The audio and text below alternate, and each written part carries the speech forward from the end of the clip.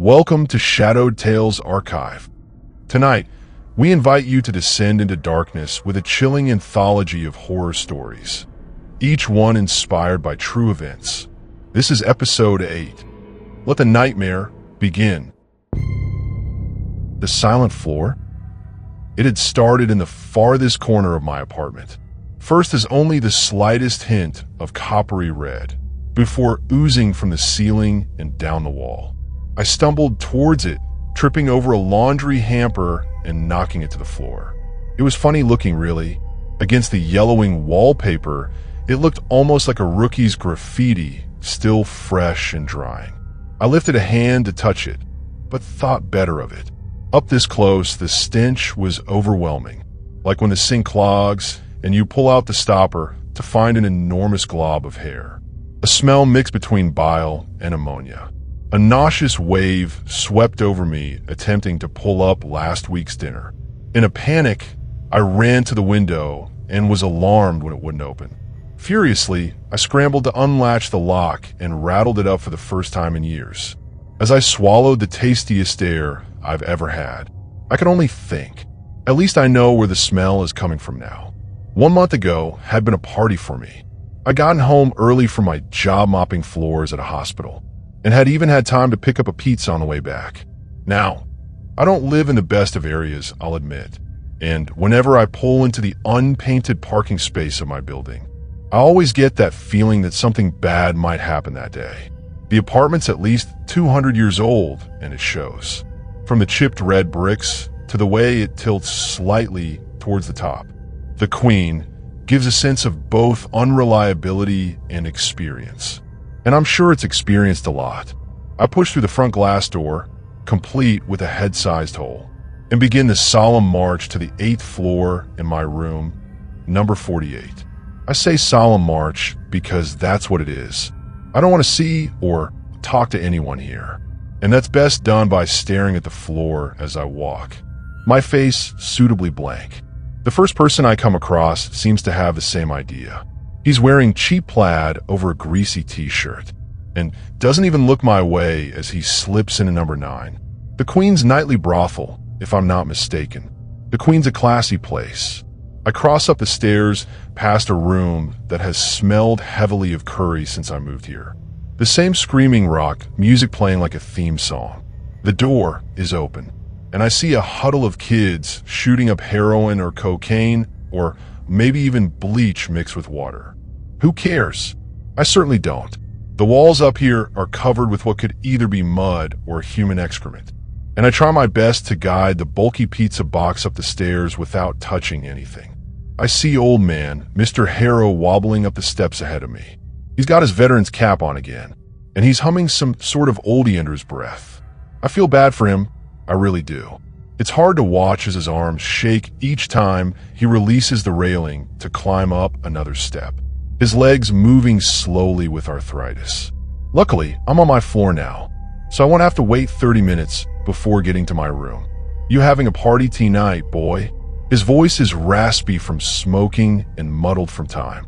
I turn to have a look at him, hooking the box under my arm. Every night's a party, I remark, failing to come up with anything better. Why, what are you doing tonight? Nodding. I just want to say hello. No one says hello and more. I smile to him and nod, thinking about how cold the pizza must be getting. He smiles back, a toothless thing, before returning to his journey upward. As I jingle the keys into my door's lock.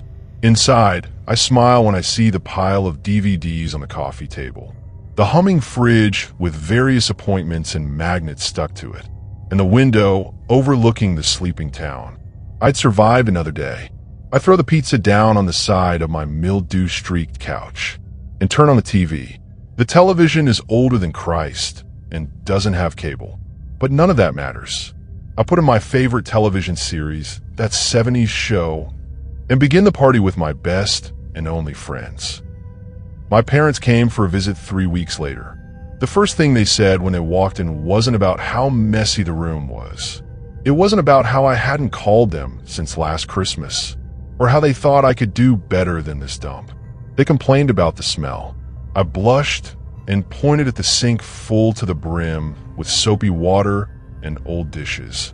But they were sure that wasn't it. "It smells like something died in here," they said. I fought back the urge to reply. Yet my hopes and dreams. Honestly, I couldn't smell anything. Needless to say, they didn't stay long and I was alone again. That night, lying in bed, I began yearning for the past. I vividly lived through my childhood for what must have been the 8th time. I saw all the mistakes I had made and all the chances I never took. I saw her again, standing by the pool, waiting for me, but I'd never show up. I had told myself it was because I hadn't wanted to get my hair wet at the time. Now it felt like self-sabotage, and I investigated every what-if scenario that could have happened if I'd gone. There was a sudden crash above my bed, as if a television or even a small bookcase had been kicked over. I was jolted out of my self-pity and back into reality. The crash was followed by a much smaller thump that was somehow more rattling than the first. That old man lived above me, of course. He might have fallen over for all I knew. And yet, I did nothing. It all went downhill from there. The next night, I was haunted by what was the unmistakable sound of dripping. It was hard to hear, impossible during the day, but at night, when everything was quiet, that excruciating sound would begin, like the ticking of a clock, getting louder and louder, never missing a beat. I envisioned a puddle of blackness being filled by an unnatural cloud. Within, my loved ones were drowning. I would turn to my static-strewn friends, but still the dripping continued, taking bits of sanity with every drop. And the smell, that horrible yellow smell, like a portal into hell had been opened. I was reminded of when I found my parakeet trapped behind the couch as a child, its rotting flesh and fecal fumes leaping off its carcass. I had cried for my parents then, as I did now. But what could they do? I was enveloped in this travesty, and I had shut them out of my life. Desperately, I searched my prison for the source of this evil. I pushed through all the toxins under the sink, scattered the mothballs under my bed, and checked the vents for dead creatures. That's when I found something odd. It seemed as if the source was coming through the vents themselves, and not from my room at all. Immediately, I bought a roll of duct tape and sealed off every vent I could find with 3 layers of tape. Gradually, the air began to clear, and I could finally begin to think rationally again. To finish the job, I sprayed air freshener into every corner of every room, and that's when I noticed the spot. A single crimson-red drip was gathering in the very corner by the window, growing in size like a blister. I watched as the bubble popped and streaked 5 inches down the wall. Several other red stalactites appeared and grew in size, before following their comrade down toward the floor. It was bizarre. They began to take the shape of an upside-down tree, its branches a glaring sea of blood. I felt dinner begin to rise up my throat, and I hurriedly shoved the window open, gasping for breath. I was even more shocked by what I saw below. There was a group of at least 10 men in bulky, yellow hazmat clothing, exiting 2 white vans and running into the apartment. I couldn't believe what was happening. I pulled my head back inside to look at the growing red mark as it began to reach and soak into the carpet floor. I jumped back in surprise before the spot could reach my toes and headed for the door. Already, I could hear the men as they charged up the stairs past my door. Towards, my heart skipped a beat. Mr. Harrow's apartment. I slammed open the door and waved down an approaching hazmat man. I could tell he was out of breath without even seeing his face. "Please exit the building, sir," he gasped. He didn't wait for me to reply, and so I did the only thing I could. I walked down the stairs with everyone else, into the cold night air, on the eve of winter. Old man Mr. Harrow had been found dead, I was told later. It turned out he'd hung himself over a month ago, and there he had stayed, like clothes in a closet or beef on a meat hook. No one had even noticed he was gone. His family never called him, nor he them. He didn't have any friends to speak of, because he'd never spoken a word to anyone. By all accounts of the few who knew him, he was a lonely man, because he never took the time to be anything else. Either he felt he was too busy, or he just didn't care, and he died that way, after a month of hanging there. His head had separated from his body. The crash was the body hitting the ground, and the following thump the rest of him. Everything inside him had flooded out and dyed the white carpet around him red before soaking through the floor. To repeat the pattern in my room, the only reason he was noticed missing was from the smell and a missing payment for his rent. I look back on this and realize with horror that we really weren't so different. I had shut myself off from the world into a cold loneliness I'm sure Mr. Harrow was very familiar with. Up until the bitter end, I've started going out more as a result. I've shut off the television and sold all my DVDs. I even called her again. I almost didn't at first, but during the past month, I've learned that life is too short and sanity too fragile to lock myself in my room anymore. In the search for change, I put away my news for good.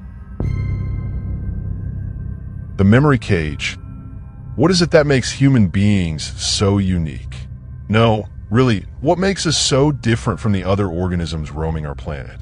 Some people think it's our compassion and our wanting to help others, but even a dog can do those things. What about self-actualization, the achievement of realizing one's self-worth? Well, not very many make it past the first psychological step on the hierarchy nowadays, making it nearly impossible for them to even realize there is a hierarchy at all. So we can scratch that one off the list. What do you think, Airman? He paused, briefly cocking his head to read the name of the soldier closest to him. Blake. What is it that makes us humans so much better? No, the best living creature on Earth. He smirked from behind his face mask as his eyes scanned the cabin of the C-130 as if he knew something that his captors didn't. The belly of the aircraft was scarcely lit, with only 3 dim lights on the ceiling and lighting strips that barely lit up the walkways. It was hard to see anything that was more than a couple feet away. At the center of the cabin, surrounded by cargo and hovering over a makeshift poker table, were 4 military personnel. The man with the face mask was tied to a large shipping container several feet away. Sergeant Carter Blake turned to him. Eat shit, American psycho, he spat before returning to his poker game. Temper, he'd sked. I just asked a harmless question. Perhaps someone else who isn't so dull and dim-witted can answer the question then. He asked sarcastically, looking to the other 3 soldiers at the poker table. Growling in frustration, Blake jumped to his feet, throwing a hard right hook and catching the uncovered part of the prisoner's face.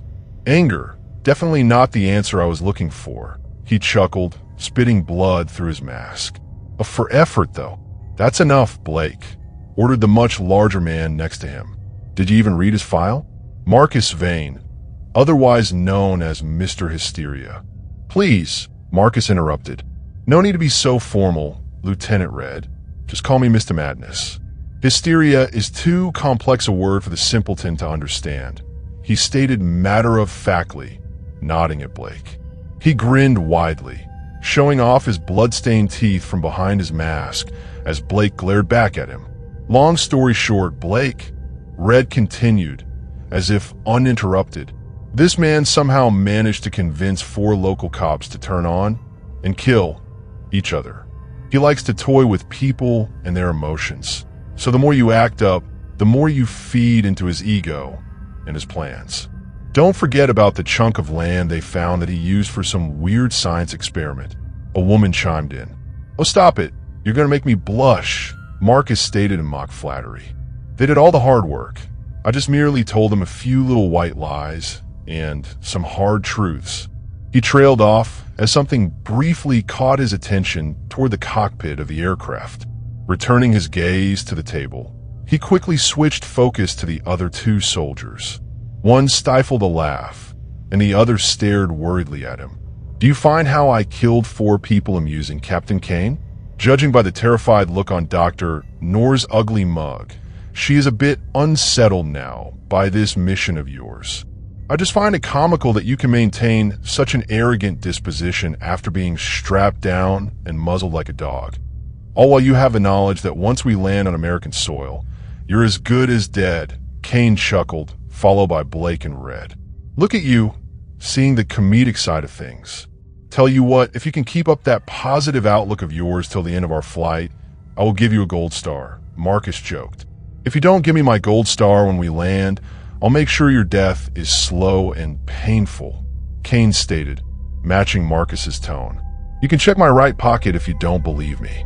He grinned, shaking his head in amusement. Kane motioned to continue the card game. What's got you so strung up, Doc? Blake asked bluntly, picking up and eyeing his cards. He knows something that we don't, she stated grimly as she leaned in to whisper to them. Whatever it is, it can't be good. Dr. Noor and Marcus locked eyes as she contemplated what to say next. She wasn't 100% sure, but she could have sworn he'd been staring at something only moments earlier, just before he began his lecture. He almost seemed worried about whatever it was.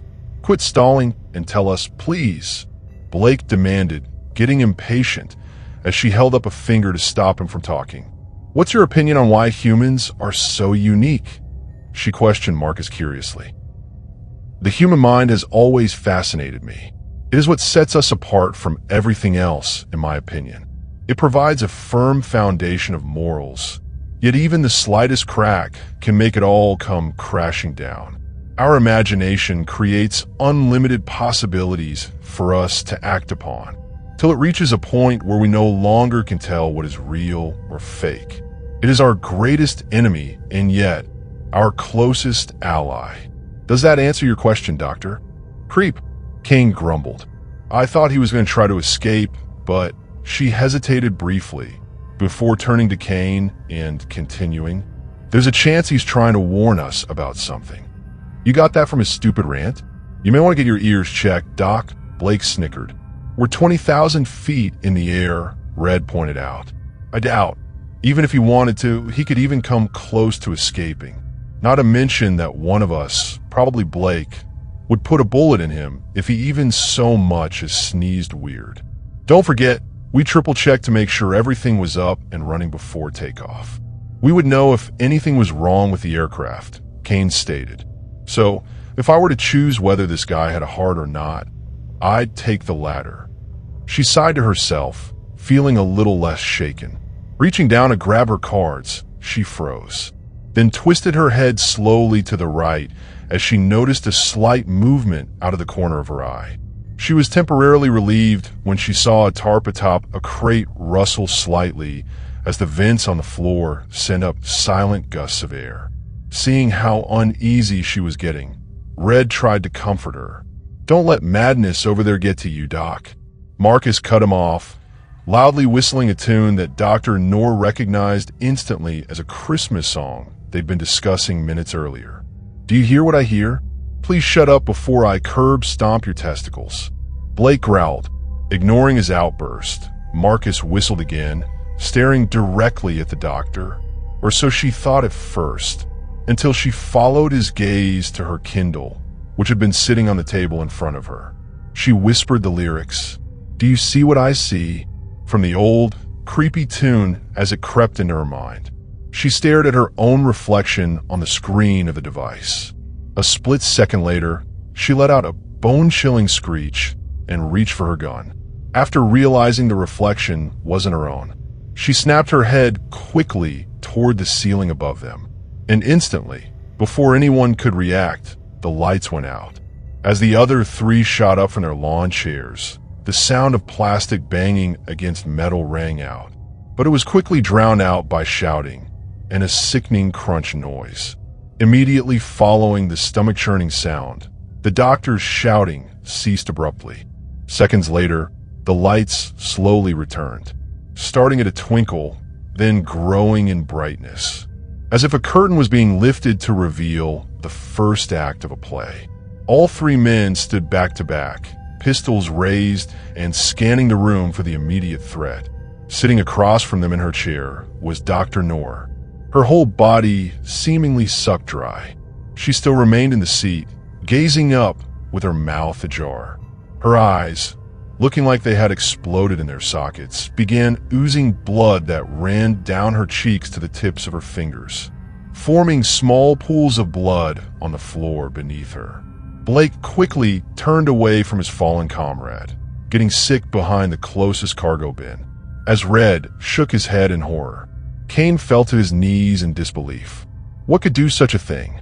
Kane muttered under his breath, trailing off into his own thoughts. She was right.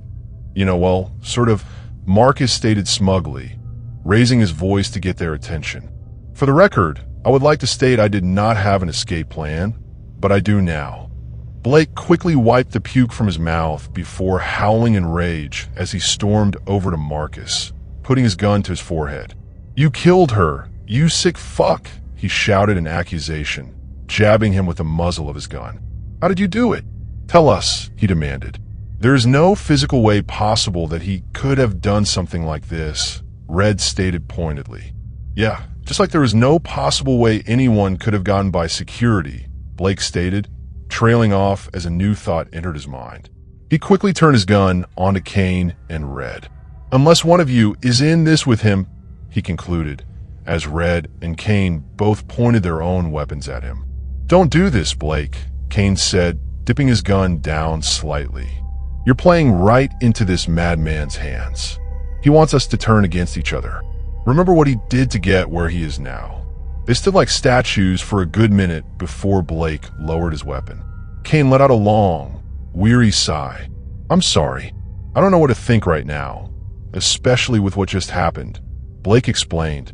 "It's fine," Kane responded understandingly. "Just don't forget we're the good guys next time." He nodded, clearly ashamed of what he had done. Blake turned to Marcus. "Why did you tell us you have an escape plan?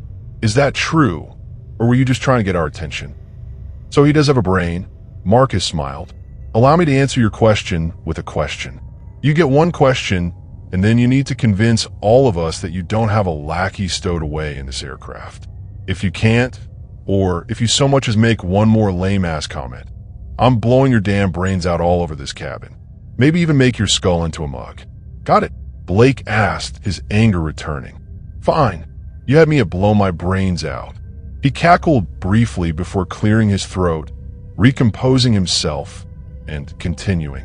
"Assuming your captain is correct, and I don't have the ability to mummify a human being, can you guys think of anything that can? Do any of you work in Area 51 or some other crazy government facility everyone else should know about?" He finished with a pompous look that said he once again was 3 steps ahead of them. "Way to waste your question," Red snickered. "Can we kill him now?" "Wait a moment," Kane ordered as he began to pace. "I think this crazy asshat might be onto something," he admitted reluctantly. "I feel kind of stupid for admitting this, but I don't know what or where my home station is," Blake said. "Neither do I," Red stated. "Anyone remember what the weather was like yesterday?" They all stood silent, furrowing their brows as they all tried to recall something that should have been easily remembered.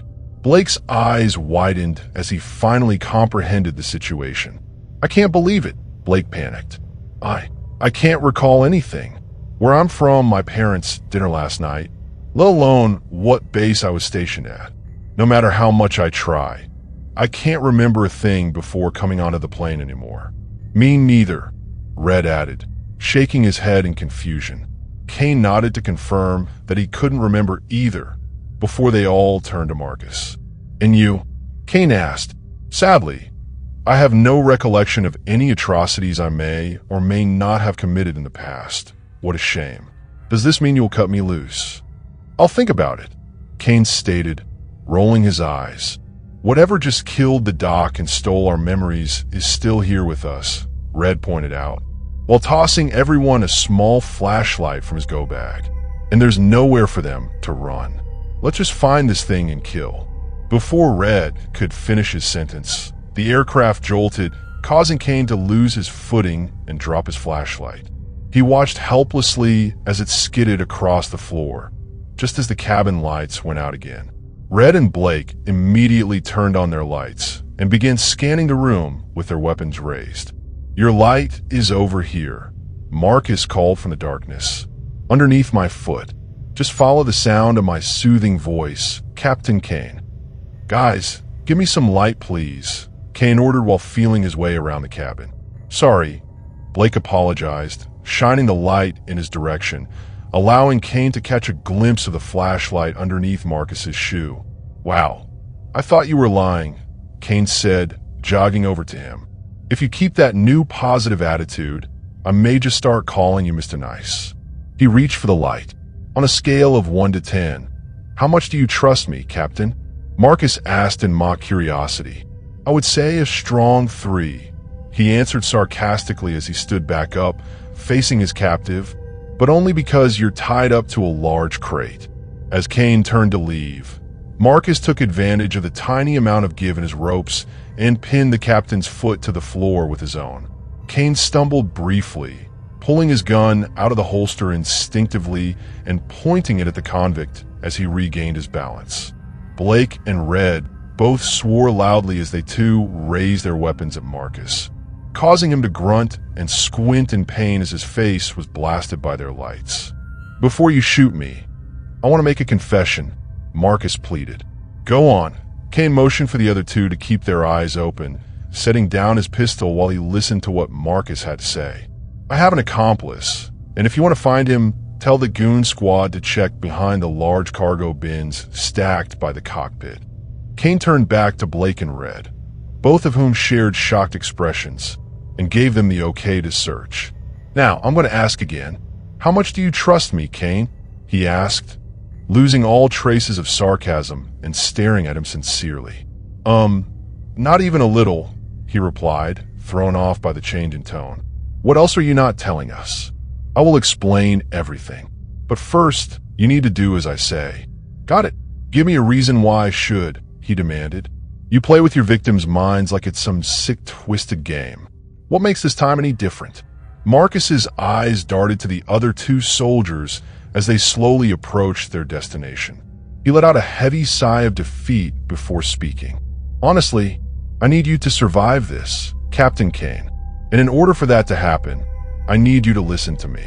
When those two reach the corner, it's going to get really loud and really messy. No matter what you hear or what you think you should do not turn around. And lastly, you may want to turn off your flashlight." Kane snorted in disbelief, but as he started to turn around, his skepticism quickly twisted into understanding. As he began piecing together the puzzle in his head, Kane hung his head in defeat and turned back to face his prisoner.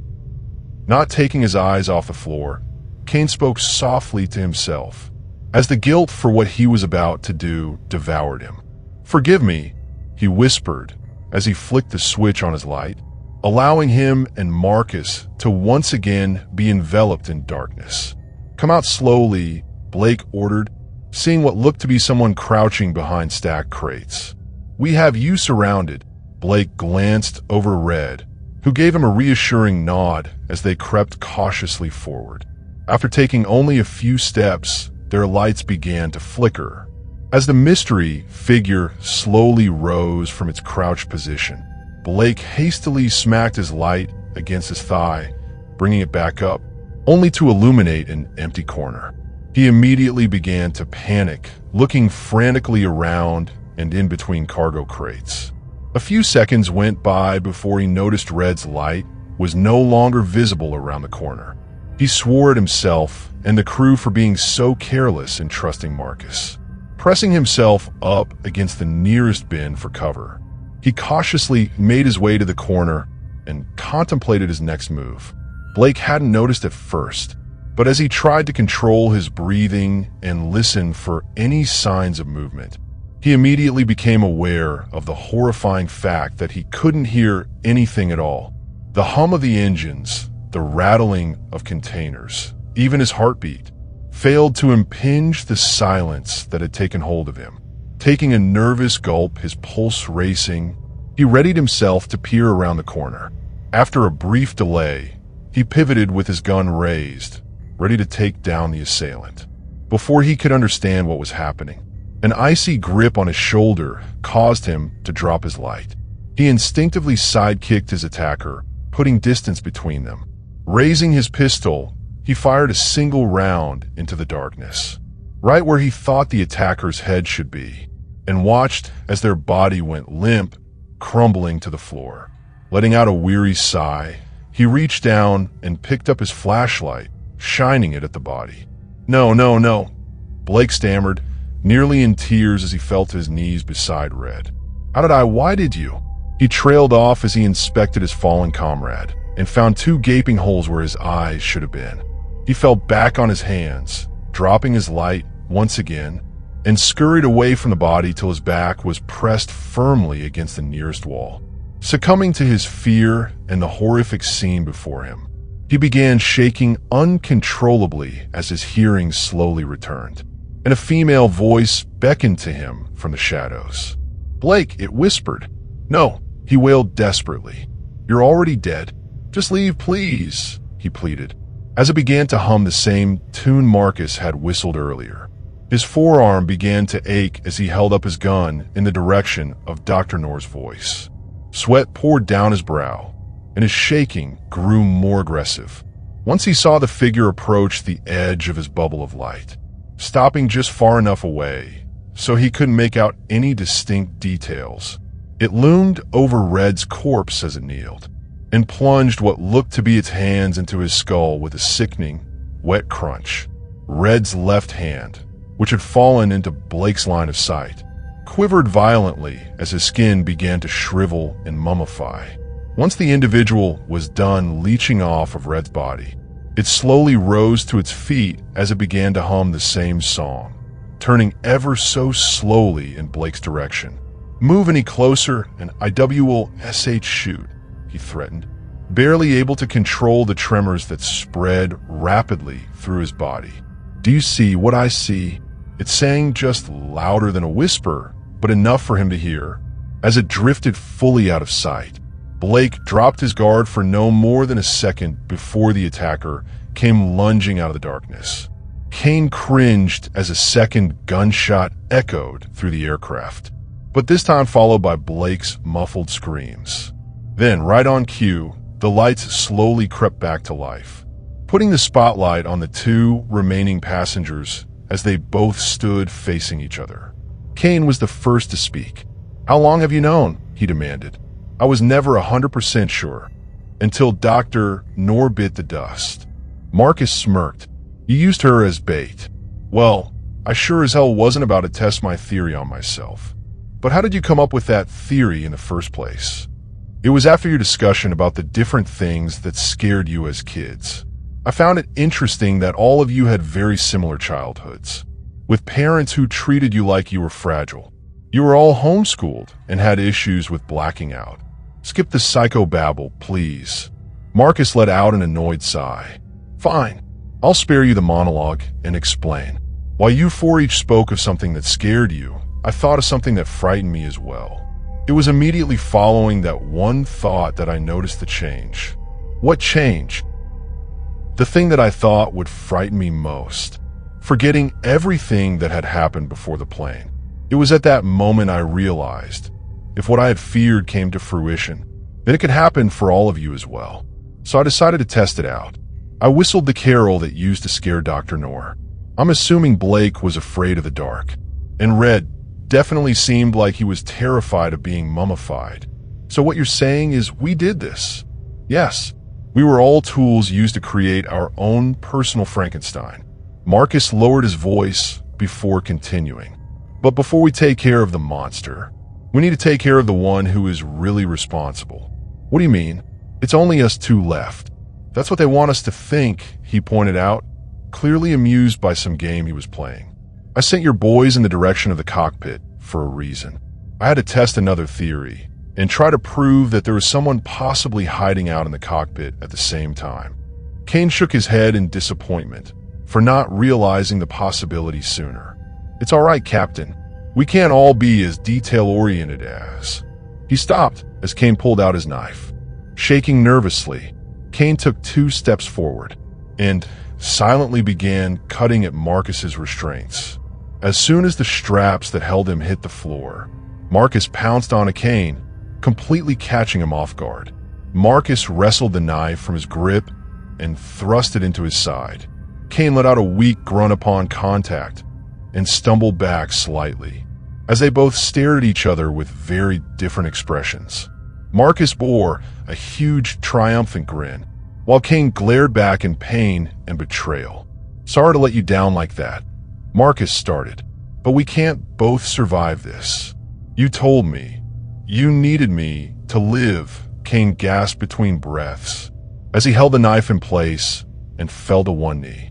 I did, so you could cut me free. He laughed madly, circling Kane like a vulture. I didn't actually need you for anything else. I can handle the rest from here on out. Growling loudly in anger and pain, Kane swiftly reached into his boot and pulled out a small safety pistol, then fired it at Marcus. Marcus yelled out in surprise as the bullet hit its mark, sprawling into the makeshift table from the impact. He collapsed it under his weight. He was showered in cards, chips, and cardboard as he lay motionless on the floor. Kane tossed aside the empty pistol, then let out a weak chuckle before succumbing to his wound, falling onto his side and releasing a long, raspy breath. Then he too ceased moving. Lieutenant Commander Riley Quinn had remained hidden in a cramped compartment for 3 hours.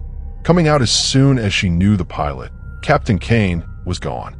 Shortly after leaving her hiding spot, she realized she had no recollection of why she was even there. The need for revenge, however, clawed at her insides. The moment her gaze met Marcus's through the computer screen, 20 minutes had gone by since the final 2 survivors' skirmish, and both had remained stock still the entire time. She let out a long, relieved sigh as she watched the computer screen.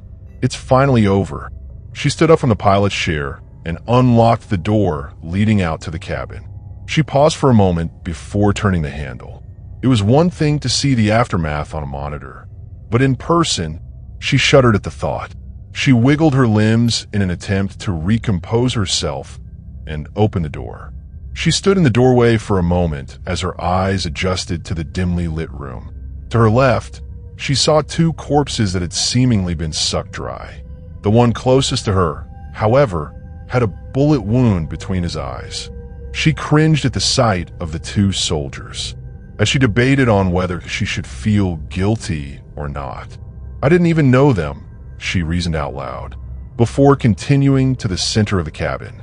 Her gaze shifted first to the woman who had been mummified, before turning to the man who had been stabbed. You poor bastard, she whispered, shaking her head in remorse. You got shafted pretty hard. She trailed off as her eyes flicked over to where the prisoner should have been. Immediately, she started to panic. She whipped her revolver from its holster, turning on her heel as she heard a light tap from behind her. She probed the room with her pistol raised, not daring to leave from where she now stood. He can't reach me if I'm out in the open, she thought to herself. Come on out, she yelled at the stacks of cargo. All right, came a strained grunt, as the prisoner shuffled around a crate clutching his arm. You caught me red-handed. He chuckled sarcastically at his cleverness as he raised his bloody hand up in surrender. Stay where you are. Fine, but I have something very important to ask before this all goes down there. He trailed off, squinting at the woman's stolen name tag. Colonel Tracy, have we met before? Well, seeing as I get sick just looking at you. She reached in her pocket and pulled out a picture, holding it out so Marcus could see it. And I have this photo of you. I find it safe to assume we have. My name's Riley. That's all I can remember before boarding this plane, other than my wanting to watch you burn. You have a lot of balls for a woman, he said, forcing a grin. We must have been lovers then. Now I see why they had you strapped up, Riley spat. You're a real freak of nature, you know that? The prisoner wiped sweat from his brow as he leaned up against one of the crates. Tell me something I don't already know. For instance, do you like chess, fake Colonel Tracy? I do. Why, you ask? She inquired, letting her curiosity get the better of her. Well, I kind of figured as much. You see, we've been playing our own game this entire time, and not one of these idiots caught on. Well, save for one. Confused, Riley stared at him with a blank expression before deciding to play along. Yeah, too little too late though. You gave me the upper hand, all because you wanted to kill off your only ally, not to mention getting hurt in the process. You outplayed yourself, and I'll be the last one standing because of your arrogance. She aimed the revolver at Marcus's head and cocked back the hammer. Check. Without wavering, Marcus boasted. It was quite the honor, Riley, but I'm afraid it's time for me to end our little game now. Riley hesitated, giving Kane enough of an opening to hop to his feet and ram his knife into the side of her head with a loud, wet thump. Marcus gave Kane an approving nod as the woman's body fell to the floor. Kane rushed over to help Marcus into a lawn chair, patting his shoulder as he spoke. Nice job, American Psycho. I can't believe that worked, Marcus grunted as he sank further into the chair. We make quite the couple, don't you think? He finished with a weak laugh while looking to Kane, who was deep in thought. Can I ask you a question? Kane asked, losing all traces of humor. Shoot, Marcus said, chuckling as Kane caught the pun and rolled his eyes. Still standing, Kane crossed his arms and took a step toward the cockpit, putting his back to Marcus. You lied about what you feared, didn't you? Yes, I did. You're a lot brighter than you let on, he sighed as he opened up to Kane. I'm afraid of the unknown. Not knowing something terrifies me, so I do whatever I can to learn my surroundings and those in them. He stopped himself immediately after realizing he had made a huge mistake, but it was too late. The lights began to pop one by one, as Kane's manic laugh echoed throughout the cabin, coating everything in darkness, except for the area where Marcus now sat. The light above him flickered sporadically as he shot up from his chair, turning to the cockpit to see Kane's silhouette facing him from the doorway. You know, I'm very surprised you didn't catch on sooner, Kane chimed over the whir of the engines. Not once did I share a bit of information about myself, and nobody seemed to care. You pride yourself on knowing what makes people tick and reading your surroundings. Yet you couldn't even figure out who you were playing the game with. Bravo, he finished, caking on the sarcasm as he clapped slow and loud. Marcus gathered what energy he had and dove desperately for the woman's revolver lying just a few feet away. Still prone on the floor, he swore loudly as he looked down the sights at a closed cockpit door. Groaning, he slowly sat up and covered his eyes as the light above him stopped flickering and slowly grew brighter. He closed his eyes, trying to concentrate on what to do next, but a shuffling noise from the darkness pulled him from his thoughts as he tried to peer past the veil of light to see what was lurking in the shadows. Kane's voice came from the speakers mounted around the room. I have to admit, I kind of enjoyed our time together. You were a good adversary. To put it into your words, though, we can't both survive this. Oh, and my lackey will come for you shortly, he added as he shut off the speakers. Marcus slowly clambered to his feet. He stood rigid, trying to listen past the white noise of the engines. His eyes darted around as he tried hopelessly to catch a glimpse of the creature that he knew was watching him. Sweat poured down his face as his gunshot wound bombarded him with excruciating bursts of pain, and ribbons of blood oozed out from between his fingers as he tried to control the bleeding. Tightening his grip on the revolver, he forced a half-smile as Red's voice fell softly onto his ears from the darkness in front of him, just barely above a whisper. 20,000 feet in the air, nowhere to run. I guess I'm out of guinea pigs, Marcus grumbled, coming up with one last-ditch effort for survival. Let's hope the past few theories weren't just lucky guesses, he finished with a heavy sigh, as he slowly started backing out from under the ceiling light. He watched closely as the creature stepped out into the light, almost as if it were a marionette bound to his movements. Humanoid in shape, the creature was easily over 7 feet in height and jet black, with a few very noticeable inhuman differences. Its arms split at the wrist into 3 long appendages, with pointed, straw-like nails protruding from their tips. Its skin seemed to constantly crawl, making it look as if thousands of ants scurried around aimlessly just beneath its surface. Its mouth was constantly parted as if in mid-sneeze, exposing 2 rows of jagged teeth.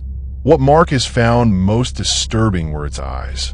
It had 3 sets, and all of them were spread out haphazardly across the upper half of its face, each belonging to a different victim. Its mouth didn't move as it spoke again, this time in Blake's voice. "Quit stalling." Once his eyes had adjusted, Marcus reluctantly tossed the revolver onto Riley's corpse. The creature released a loud, guttural growl as the remaining light went out.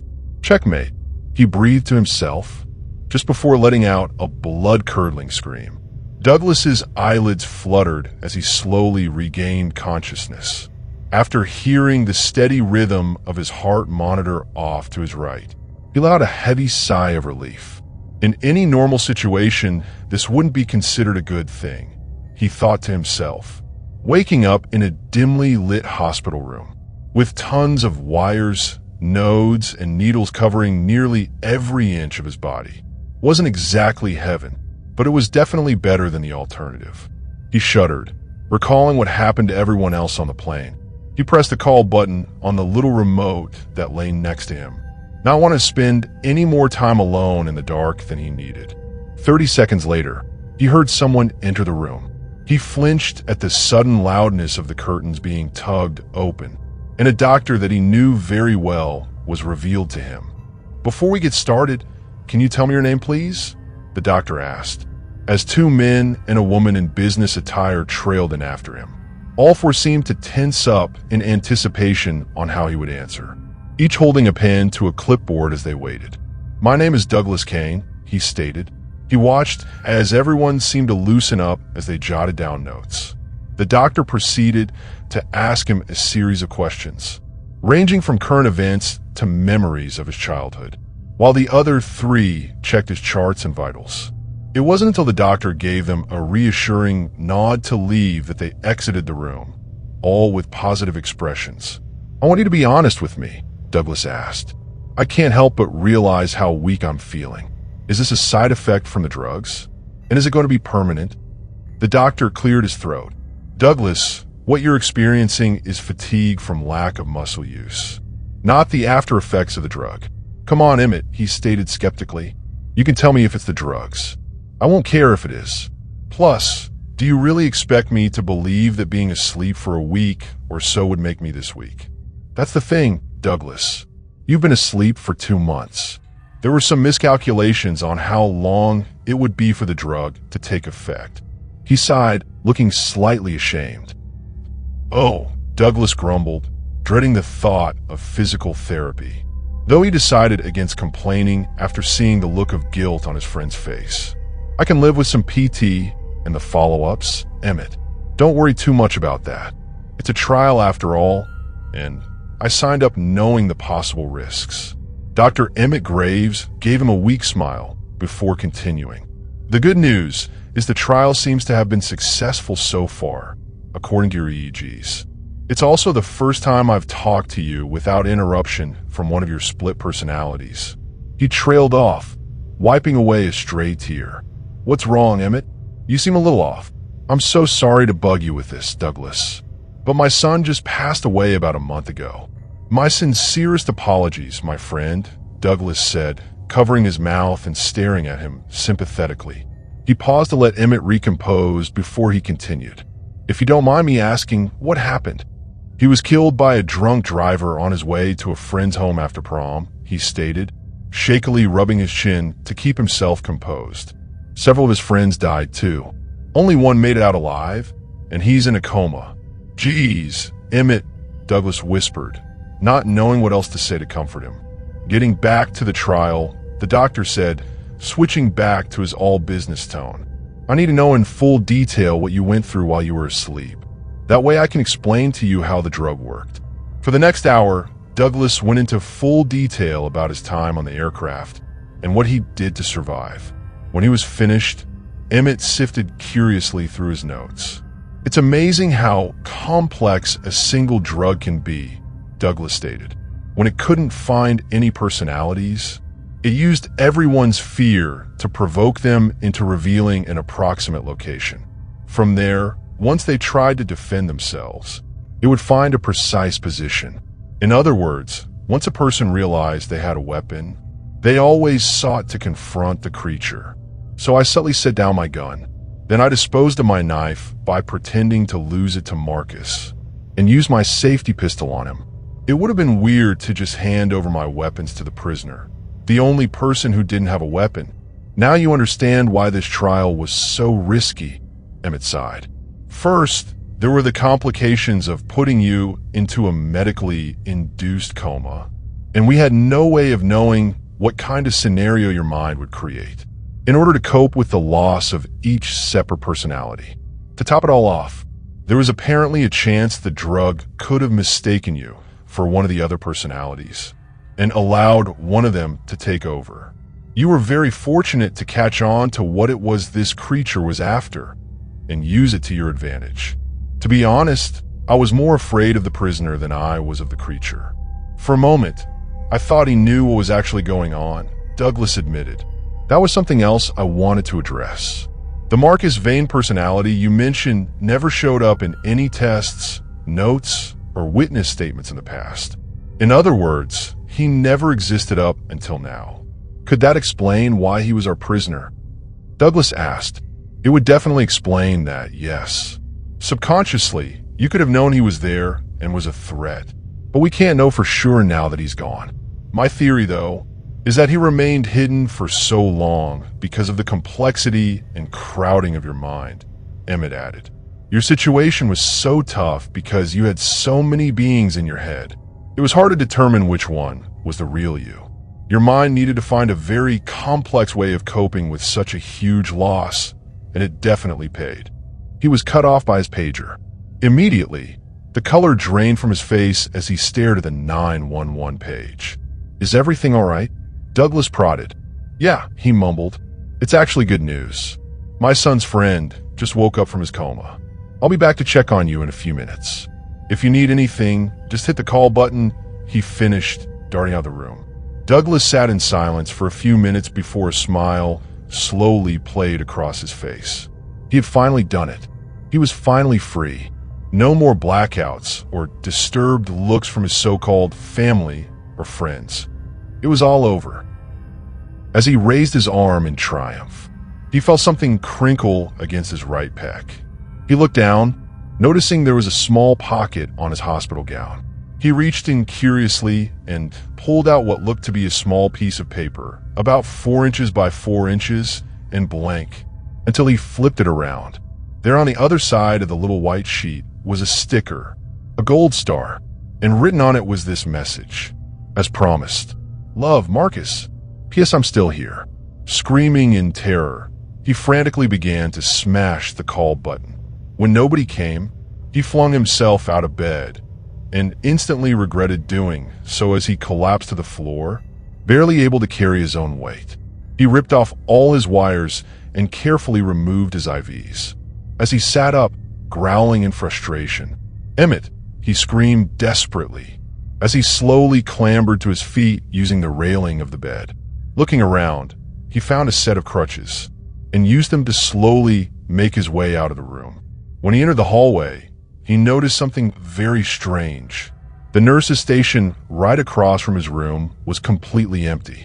As he peered around the desk at the other rooms, he realized the entire floor was vacant.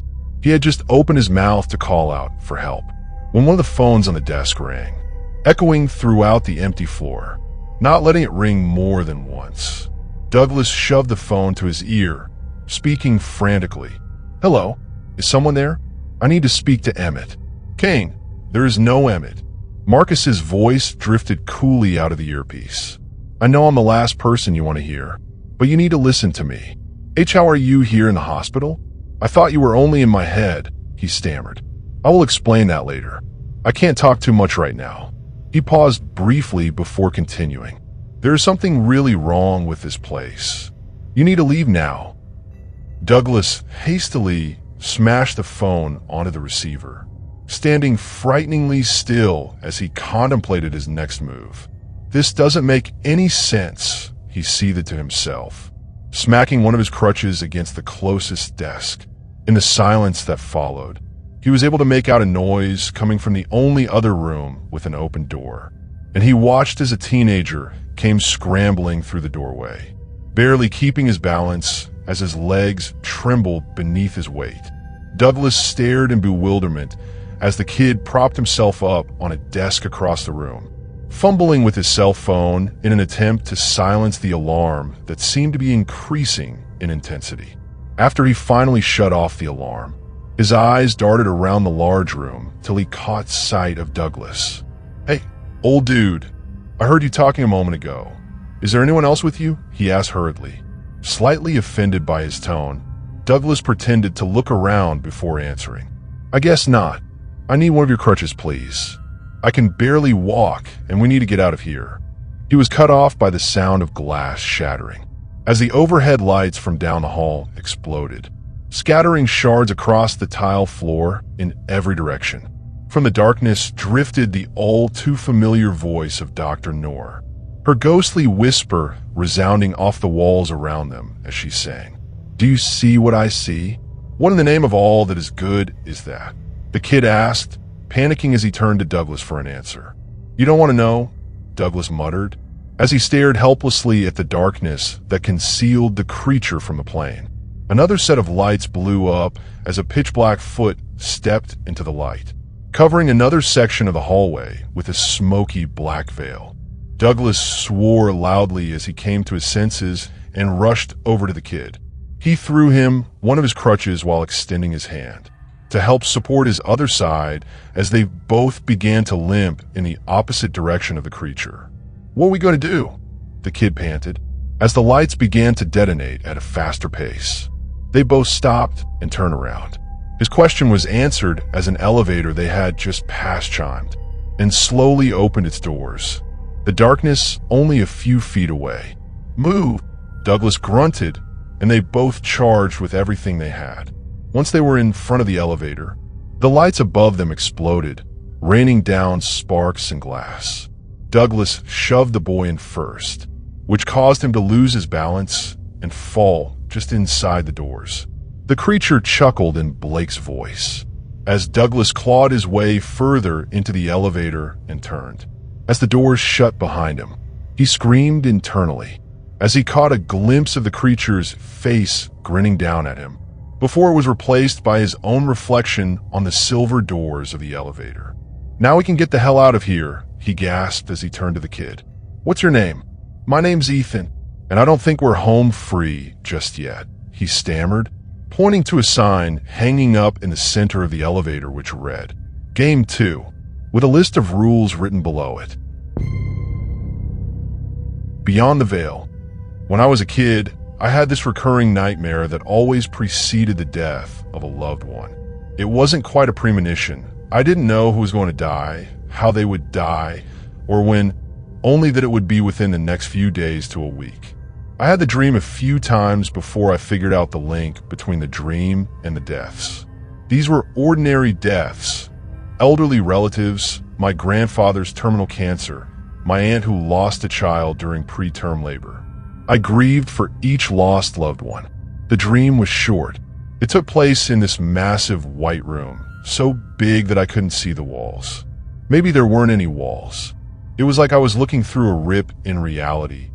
More like I was seeing behind the fabric of the reality we live in, seeing the machine that operates our universe. I say machine because it felt so cold, so mechanical. In the vast nothingness of all white, I would see this gray, not quite steel cable, extending as far as the eye could see. On the cable was a massive black sphere. No light reflected off of this sphere. In this too bright, white plane, the sphere was impossibly dark, as if it absorbed any light. The sphere would move swiftly along this cable, until suddenly the rest of the cable would just vanish, and the sphere would stop instantly, without any slowing. Then a wall would appear, a too bright white wall that was indistinguishable from the rest of the too bright whiteness, but I would know that it was there. On the wall, a name was printed. At least, I always assumed it was a name. I could never picture it after I woke up. This wall would only stay up for a split second, but it was an eternity.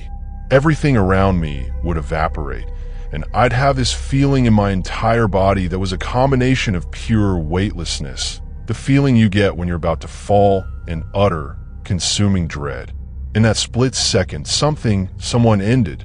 This was an absolute ending. There is no afterlife, no heaven or hell after the certainty of this mechanism. I would wake up gasping, crying, completely disoriented. The first time I remember having this dream was when I was 7, although it was already familiar to me then, so I'm sure I was even younger when it first started. I was raised Catholic and was actually pretty religious when I was a kid. This dream was the antithesis of my entire religion. I tried to ignore it at first, try to forget about this dream. I had the dream a couple more times after that. When I was 9, I had it 3 nights in a row. Then my great-grandma passed away, and that night was dream-free. I realized what it meant and tried talking to my parents about it. They chalked it up to grief and an overactive imagination. I tried talking to the school counselor about it. She talked to my parents. My parents were going through a rough patch, made worse by having to foster and provide for 3 of my cousins, plus my brother and I. I overheard things like seeking attention, acting out. Maybe she got it from one of her books. Needs more socialization. I tried talking to our church's priest about it too, who seemed very skeptical and just told me to have faith in God and pray more. After that, I learned my lesson and stopped talking about it. The dream came again when I was 10, and I guessed correctly that it was my grandfather who had been ill for some time with terminal brain cancer. I convinced my dad that they should go see him that weekend. He lived a couple hours away from us with his wife. My grandpa passed the night after they arrived. I tried researching the dream, but unlike the movies, neither our school library nor our public library had many books about premonitions, the afterlife, aside from biblical texts, or anything supernatural. The internet wasn't helpful either. This was in the 90s. And not surprisingly, it's hard to come up with relevant results for something like Big Black Ball, Precognitive Dream Death. I did pick up dream interpretation as a hobby, and because of all the time I've spent digging into dream symbols, I'm pretty good at interpreting people's dreams. I had the dream again when I was 11 great-grandma, then again when I was 13. This time the dream started nightly on September 4th, 2001. By the next week, I was very paranoid and freaking my parents out, mostly because I kept urging them to be careful and telling them that I loved them approximately 100 times a day. They kept asking what was wrong, but I didn't think they'd believe me, so I didn't tell them. September 11th, 2001 happened, and I didn't have the dream that night. I didn't lose anyone close to me in the attacks, but it was a tragedy felt by the whole nation. The next day, my mom asked me why I'd been so weird all week, and all I told her was that I had a dream, that I knew something bad was going to happen, but I didn't know who it was going to happen to or when. She didn't say anything after that, but I got the feeling that she believed me, and was a little scared of it. I was just shy of my 14th birthday when the dreams started coming again. I also had the flu and was running a fever, so I'm not sure if that affected me and made me a little delusional. But I spent about a week feeling like I wasn't sure if I was dreaming or not, even though I was awake. 2 nights before my birthday, my fever peaked and I went to bed early. The dreams were intense, alternating between my recurring dream and other creepy black and white dreams that I've never been able to remember. What I do remember is sleepwalking. I've always been a sleep talker, but this is the only time I have ever sleepwalked. And I have lucid dreams quite often where I'm able to change the dream that I'm in and remember it. But this was completely different. I wasn't in control of myself. I knew I was dreaming, but I was trapped inside myself, a spectator, helplessly watching as I walked around. My house was different, too. The blinds and curtains were gone from the windows, and instead of the street lamps and lawns outside, there was just black. A flash of light, similar to lightning, would go off and light up the blackness for a split second.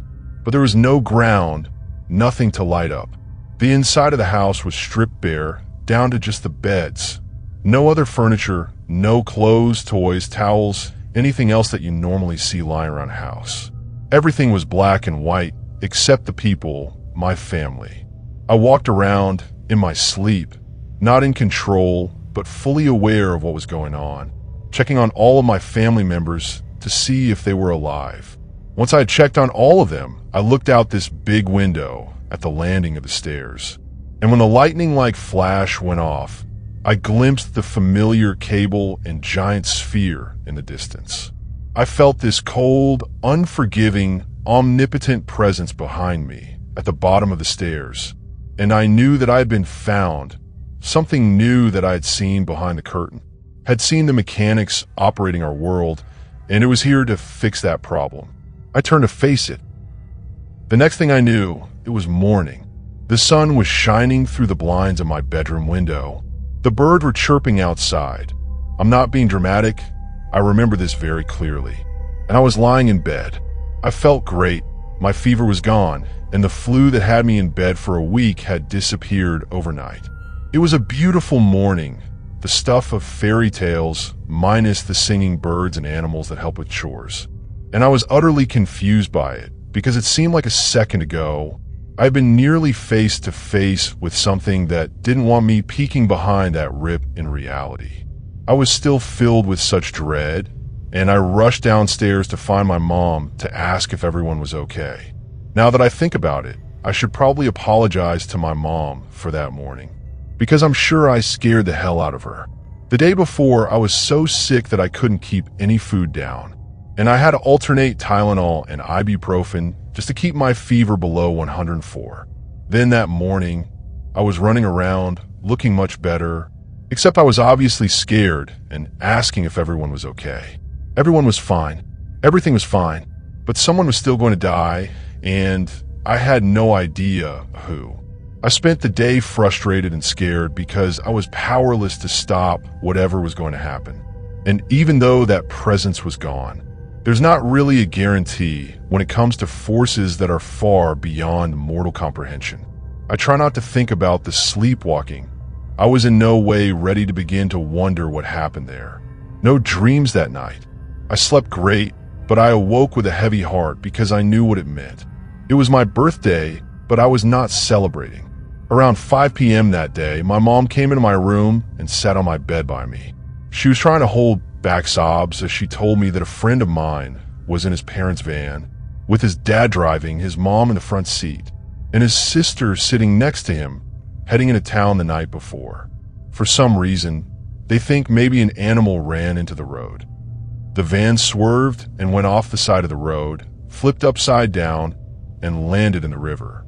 Several hours later, someone was driving by and saw frost on a tire that was barely sticking out of the water, and called it in.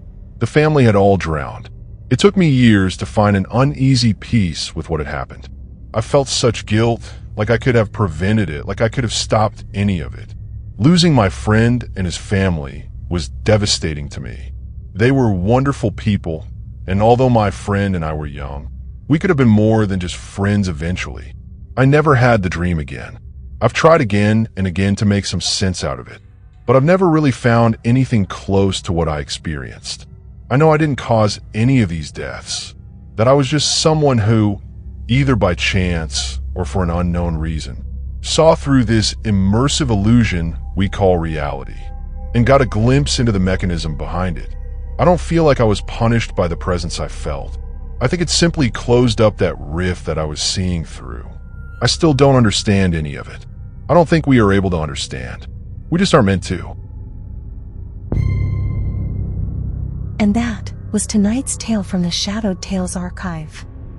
If it left a mark on your mind, if the silence feels heavier now, then the story did what it was meant to do. Don't forget to like, subscribe, and share the darkness. New stories are always on their way.